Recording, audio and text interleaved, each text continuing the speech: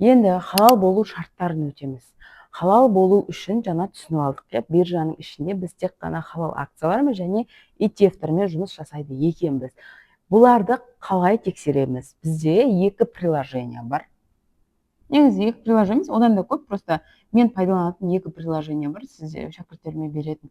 Біріншісі Zoya, екіншісі Айлат.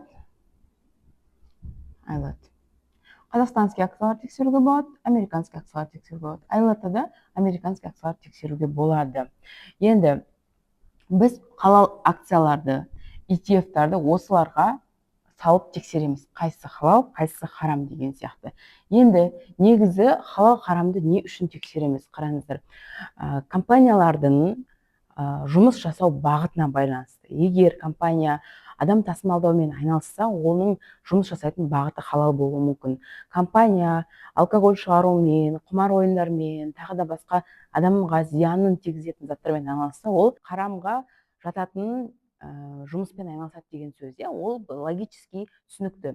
Бірақ біз компаниялардың ішінде қанша қарызы бар, қанша адал табысы бар, қанша харам табысы бар деген нәрселерді білмейміз. Олардың барлығын компаниялардың ішкі қаржылық жүйесін есептеу арқылы ғана білу керек.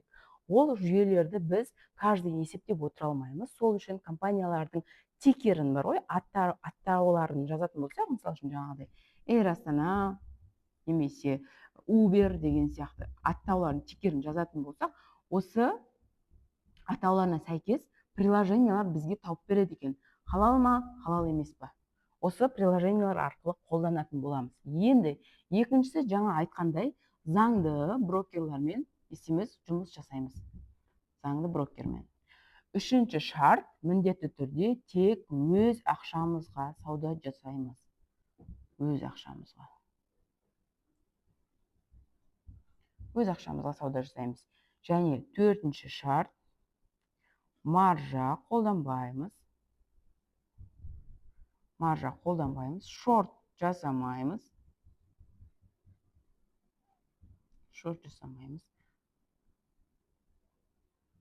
Бесінші шарт, ол тек қана бір күннен кейін, яғни Т+1 режиммен жұмыс жасаймыз. Қазір түсіндіріп өтемін. Енді қараңыздар, заңды брокер түсінікті шығар, жаңа айтып өттім. Тек қана өз ақшамызға сауда жасаймыз. Өз ақшамызға сауда жасағанда бізде риск 100% өзіміздің ақшамызда болады. Ал егер біз өзіміздің ақшамыз жетпейтін акцияларға алып, брокерден қарызға ақша алып алатын болсақ, онда бізде маржа автоматически қосылып кетеді. Маржа қосылған кезде сіз брокерден қарызға, кредитке ақша алып жатқан іспетті болады да, брокер сіздің сделкаңызды ашуға, жабуға, сатып жіберуге құқығы бар.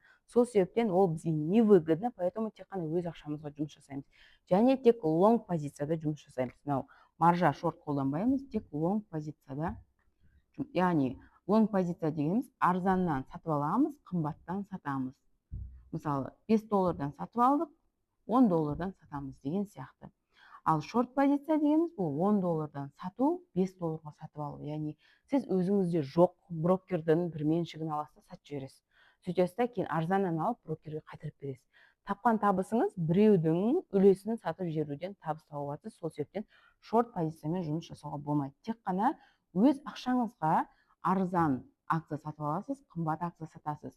Арзан акция дегенде ойлап қалмаңыздар, тек $5 акция екен деп. Ол жерде әртүрлі сумма болуы мүмкін.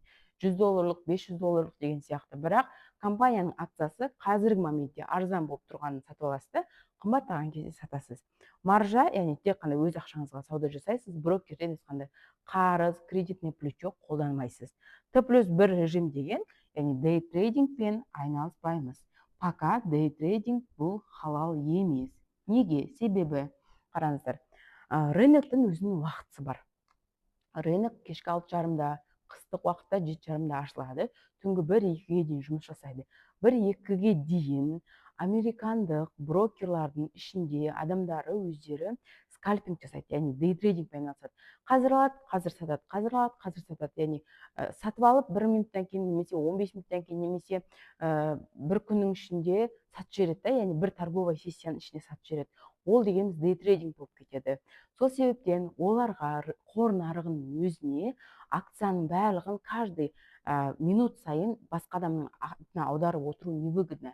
Яғни оның бәрі қосымша қаражат қой. Мысалы үшін сіз акцияны сатып аласыз, қазір ол акция сізден ақшаңызды алып сіздің атыңызға аударып, одан кейін сіз 5 минуттан кейін қайтадан сатсаңыз, басқа адамның атына аударып отыру невыгодно болғандықтан қор нарығы, торговая сессия жабылды, рынок жабылды, содан кейін ғана кім акцияны ұстап қалды, сол адамның атына аударып береді. Сол себептен біз меншік өзіміздің атымызға аударылуы үшін міндетті түрде бір күн күтуіміз қажет. Ол Freedom брокермен жұмыс жасағанда бір күн күтесіздер, ал егер сіздер Пайдекс брокермен жұмыс жасасаңыздар 2 күн күтесіздер. Егер сіздер Халық банкпен, басқа брокерлермен жұмыс жасасаңыздар 3 күн күтесіздер. Яғни уже әртүрлі брокердің жұмыс жасау режиміне байланысты осылай бөлінеді екен. Мысалы үшін Қазақстанның акцияларын сатып алсаңыз Халық банкпен, онда сіз Т+3 режимде жұмыс жасайсыз. Яғни акцияңыздың өзіңіздің атыңызға аударылуы үшін 3 күн мөлшерде күтетін боласыздар. Міне халал болу шарттары осындай. Сіз осы 5 пунктты орындасаңыз, сіз халал трейдингпен айналысып жатырсыз деген сөз. Енді қазір сіздерге барлық электронный приложенияларды қалай скачать ету керек, қалай жасау керек, қалай халалға тексеру керек, оның бәрін келесі сабақтарда беретін боламын. Сәттілік.